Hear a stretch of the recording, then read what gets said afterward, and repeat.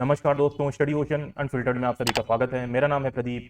और अगर आपने थोड़ा बहुत रिसेंटली ग्लोबल न्यूज़ को फॉलो किया होगा, देखा होगा, तो वहाँ पर कई आर्टिकल्स पब्लिश हुए हैं जहाँ पर ये लिखा है कि हमारे विदेश मंत्री, भारत के विदेश मंत्री एस जयशंकर का भव्य स्वागत हुआ है, वेलकम हुआ है पेंटागन में। यूएसए के पेंटागन में भव्य स्वागत हुआ है हमारे विदेश मंत्री एस जयशंकर का।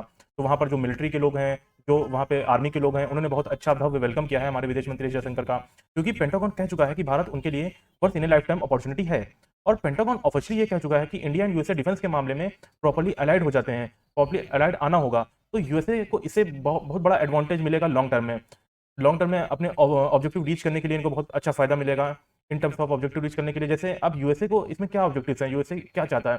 तो यूएसए ये चाहता है कि चाइना ग्लोबल लेवल पर आगे ना बढ़ पाए, ग्लोबल लेवल पर उसके हाथ में सब कुछ ना आ जाए। इस वजह से यूएसए परेशान है और वो चाहता है कि इंडिया एंड यूएसए एक बहुत अच्छा पार्टनर बनकर काम करें डिफेंस के मामले में, और इंडिया और यूएसए के डिफेंस के लिए बहुत अच्छा काम आगे हो। इस वजह से पेंटागन आगे आया है इस मामले में।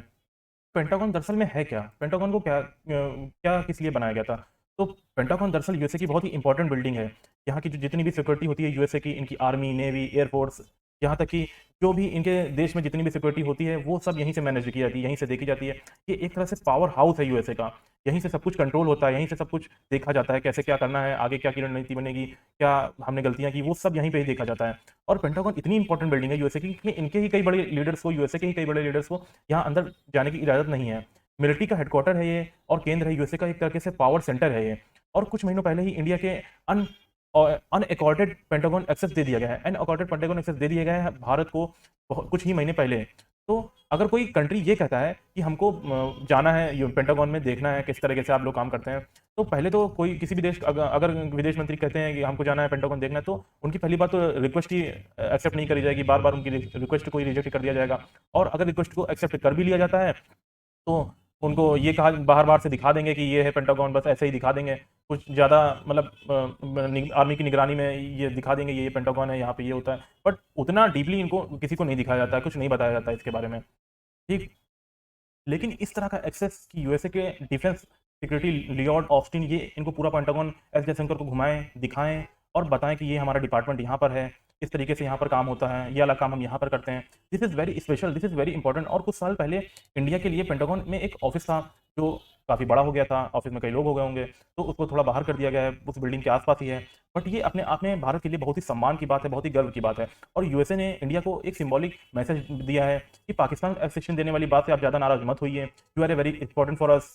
और ये बात ग्लोबल मीडिया भी बहुत अच्छे से कवर कर रहा है। जैसे ही इंडिया ने F-16 डील्स विद पाकिस्तान ये बात उठानी स्टार्ट कर दी, बोलना स्टार्ट कर दिया, तो उसके बाद आप ग्लोबल मीडिया में देखेंगे कि यूएसए इंडिया को शांत करने में लग गया था।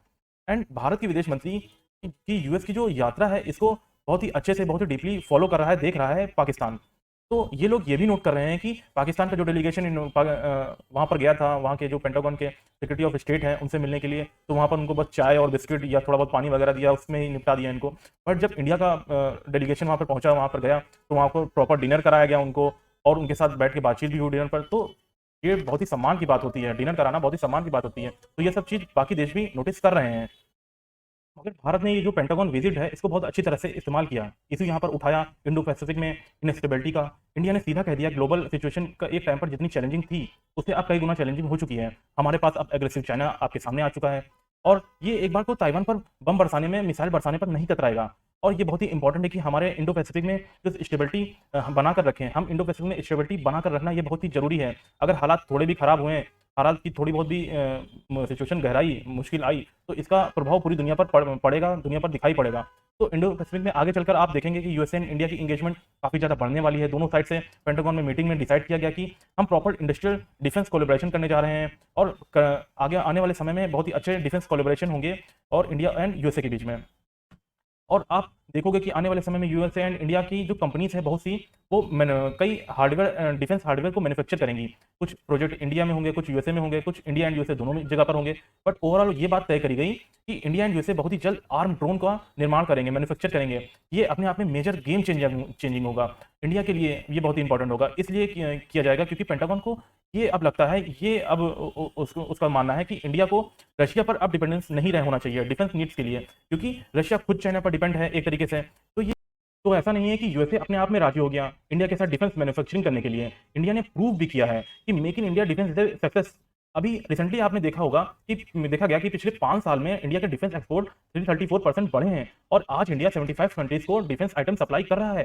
तो यूएसए को साफ-साफ दिख रहा है कि इंडिया में एक जेन्युइन पॉलिसी चेंज हुआ है। इंडिया एक प्रॉपर डिफेंस कॉम्प्लेक्स बनाना चाहता है और इंडिया में जो आप देखेंगे कि जो डिफेंस कॉरिडोर बिल्ड हो रहा है इंडिया के अंदर, चाहे जो तमिलनाडु में बिल्ड हो रहा है और या उत्तर प्रदेश में जो हो रहा है, जो डिफेंस इंडस्ट्रियल कॉरिडोर बिल्ड हो रहा है, इससे कई विदेशी कंपनीज भी अट्रैक्ट हो रही हैं। तो स्वीडन की एक कंपनी है साब नाम की, इनका एक फाइटर जेट आता है ग्रिपेन नाम का। तो स्वीडन की ये इस कंपनी ने इंडिया को ये ग्राब नाम का विमान बेचने की कोशिश भी करी थी। तो ये जो स्वीडिश कंपनी है, इन लोगों ने रिसेंटली कहा कि ये लोग बहुत ही जल्द कार्ल गस्टफ M4 ये जो गन है, इसको इंडिया में मैन्युफैक्चर करना स्टार्ट कर देंगे। मतलब मैन्युफैक्चर करेंगे। तो इन लोगों ने पहले ऐसा कभी नहीं किया। ये स्वीडन के बाहर कभी मैन्युफैक्चरिंग नहीं करते हैं, ना के बराबर ही करते हैं। मगर इंडिया के लिए एक एक्सेप्शन के तौर पर ये कर रहे हैं। एक नई मैन्युफैक्चरिंग फैसिलिटी सेटअप की जाएगी इंडिया के अंदर टू मेक वेपन। तो ऐसा नहीं कि यूएसए कोई हमारे ऊपर एहसान कर रहा है। यूएसए को जेन्युइन एक अपॉर्चुनिटी दिख रही है इंडिया में। इसके अलावा एक स्ट्रेटेजिक डिसीजन भी है इंडिया को डिपेंडेंसी रशिया पर कम करने के लिए। तो ये जो ग्लोबल अपॉर्चुनिटी है हमारे देश के लिए, यहाँ पर हमारे देश के लिए बहुत बड़ी ग्लोबल अपॉर्चुनिटी है। यूएसए इवन यूरोप की जो डिफेंस कंपनीज है, यूएसए के अलावा जो यूरोप की भी डिफेंस कंपनीज है इंडिया में काम करना चाहती हैं, डिफेंस मैन्युफैक्चरिंग करना चाहती हैं। उसके अलावा इंडिया एंड यूएसए ने ये जो बात करी कि ये जो युद्ध अभ्यास है, युद्ध अभ्यास के बारे में जो बात करी, इसको अब बड़े लेवल पर करना होगा, इसको और बढ़ाने की आवश्यकता है। ऑलरेडी अभी हम इंडिया के साथ उत्तराखंड में अभी इसी साल युद्ध अभ्यास एक करेंगे।